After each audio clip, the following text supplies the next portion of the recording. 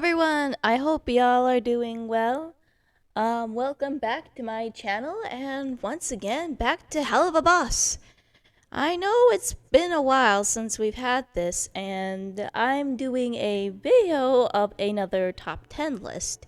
This time I thought to do the songs from Helluva Boss.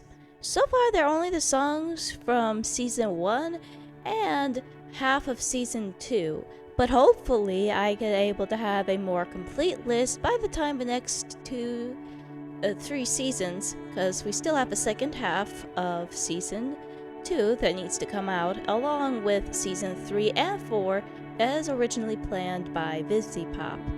So, for this list, I'm going to go over some of the best songs in Helluva Boss. Songs that basically stand out a bit more from the rest in the episodes that had to come, whether it's because they just help with some of the storytelling and reflection, or just simply because they have a fun beat. Now, bear in mind that these are just my opinions alone, and you don't have to agree with what I'm going to say, but be warned, there will be spoilers for this. So hang on tight and get ready for top 10 best Helluva Boss songs.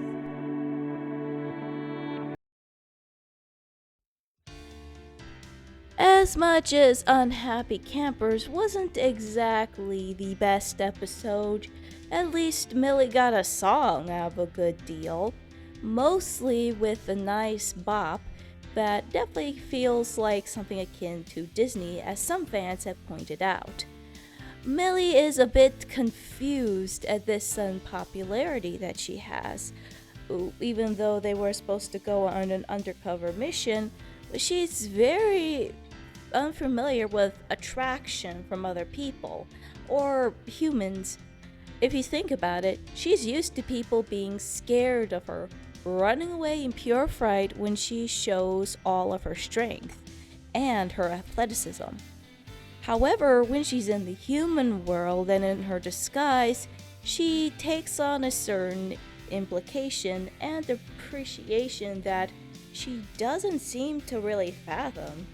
I put it number 10 because this doesn't give a whole lot of Millie death, it's just a very nice tune and a nice start to some character arc that may be more visible later. Monster Ball was a very fun song. It definitely had that particular beat that made you want to go at a party and dance to your heart's content. The reason why I put it number 9 is because I feel like it could have been a bit longer than just a few minutes. I mean, the lyrics itself definitely shows it's inviting to everyone no matter what walk of life you have. And in some ways it does reflect a little bit of B, who has this very bubbly and welcoming personality. Even though we don't know too much about her, even though it's just been one episode alone.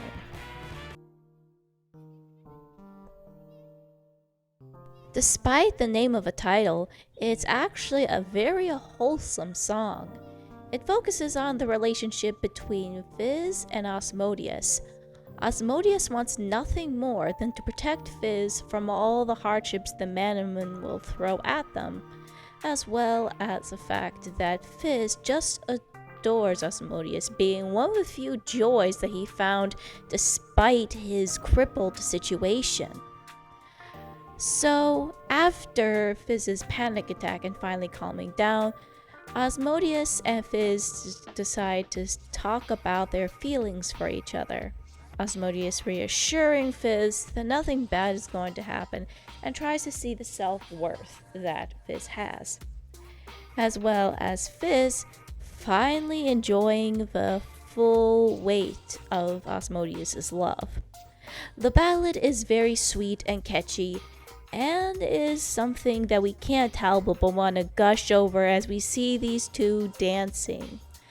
I mean, this song, despite this is coming from a guy who's supposed to represent the sin lust, is actually a way awesome definition of what love is.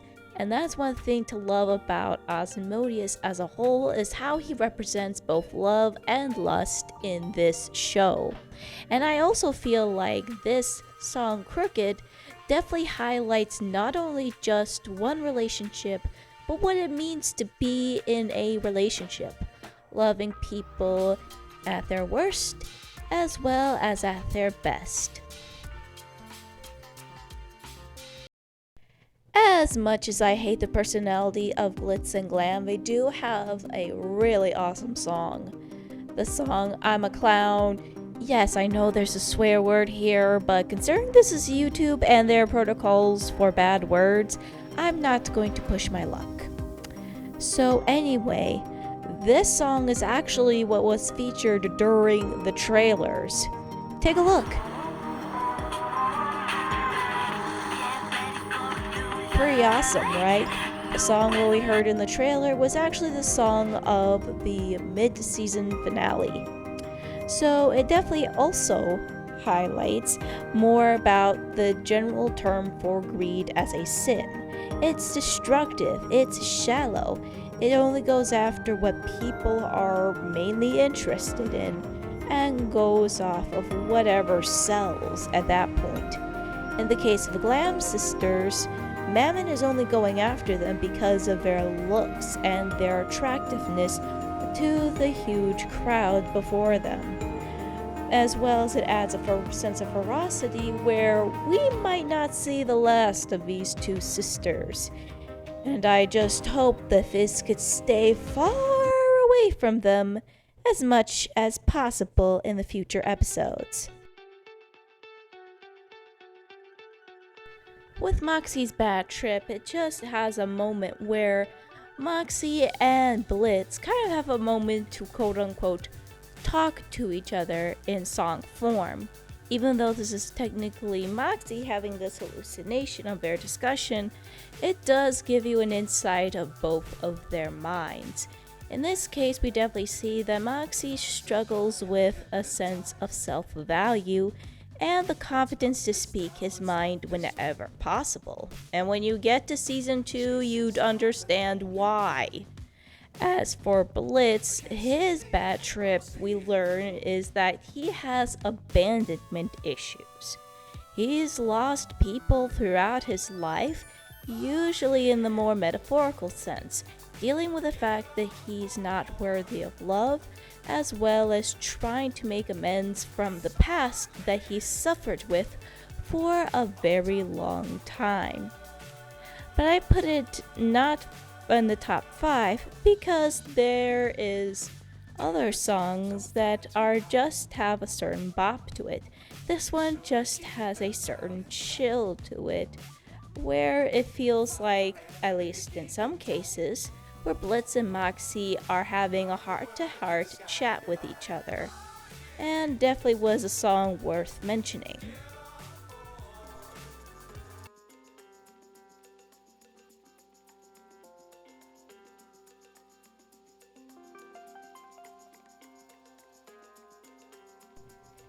Even though Millie didn't sing this song, technically this would be considered her character song, and understandably why. So when you listen to the song, not only does it have a bit of a southern tone, which definitely fits the fact that she's from the Wrath Ring, she also has this fierce loyalty and edge that definitely shows to a misogynistic Crimson that she is tougher than she looks. And I'm pretty sure that if she ever partners with Moxie in taking down Crimson, I'm pretty sure that she's not going to hesitate to rip him limb from limb after all the cruelty that was dished on Moxie. This highlights more of Millie's character as being fierce, determined, as well as going as far as protecting her husband, as well as any other partner will want to do for their respective other. And this is a really awesome song that definitely is good on this list as making it to number 5. But hold on, there's still 4 more to go over.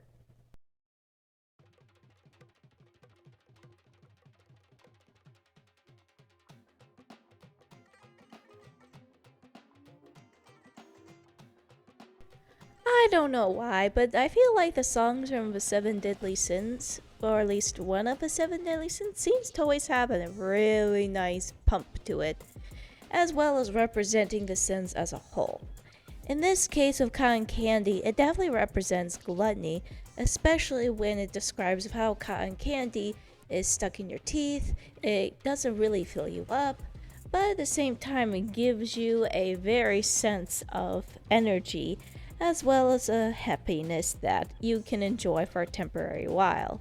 And that can sometimes be how gluttony is said in a nutshell, that you can sometimes just eat away at your feelings and the overindulgence that comes with it. Having this done through Kesha, it definitely helps give off more of bees or queen bee's capability of just giving that very energy that's upbeat and sometimes positive, as well as just shows that Bee has a very friendly demeanor as far as we got in the first episode. It also invites some more possibilities of Bee being a possible ally to IMP. I know that's a little too early to say, especially in a song like this, but you can't help but want to put on your earbuds and listen to the song and hope that those gray skies you see in front of you will actually turn pink and become the fluffy cotton candy.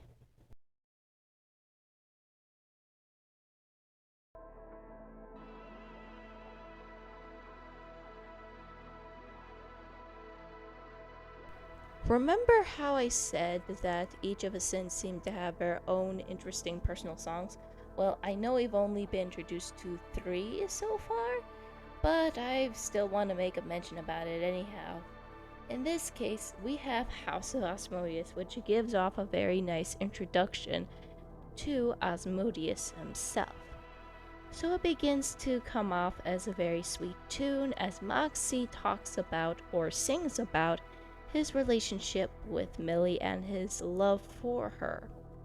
However, it didn't seem to sit well with the rest of the residents of House of Asmodeus, so Asmodeus steps in and, with the help of Vizarali, kind of puts on a more saucy kind of jazz music that you can't help but tap your toes to.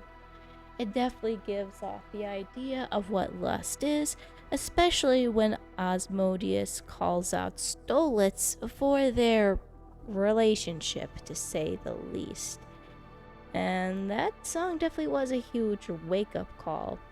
It was even catchy when you have Farasaka thrown into the mix, and it creates an interesting atmosphere that's both sweet, then sensual, then tense, and then back to sweet again. It's as if the tone itself is transitioned in a way where it feels smooth as the jazz itself, while at the same time doesn't feel like it's too jarring at that point, which is why I put it number 3 on this list.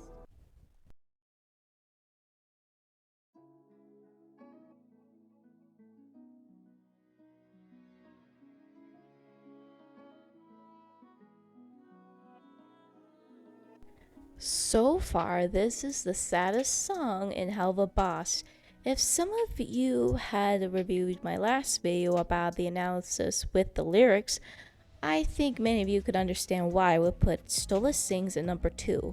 While this song doesn't completely justify Stolas' actions, it does take on a very sad and somber tone, which highlights the complexity of Stolas' character. Stolas has been suffering an emotional burnout. He has to take happy pills just to function with his day-to-day business. His only joys in his life are practically Octavia, his plants, and his books.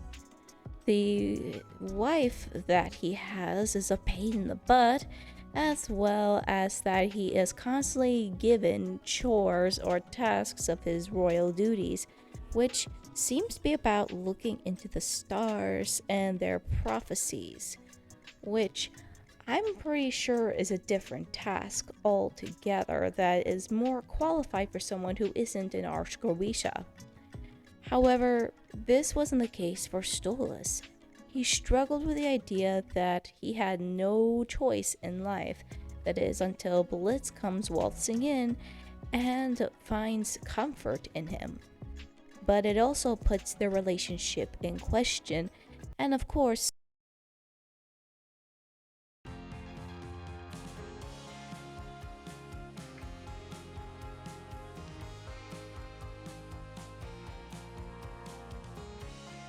there are several kinds of songs I know where you would do flip the bird to that toxic person or toxic boss that you'd have to deal with a good majority of your life. In this case, with Vizarali's song 2 Minutes Notice, this definitely highlights more of that strength that Vizarali goes through.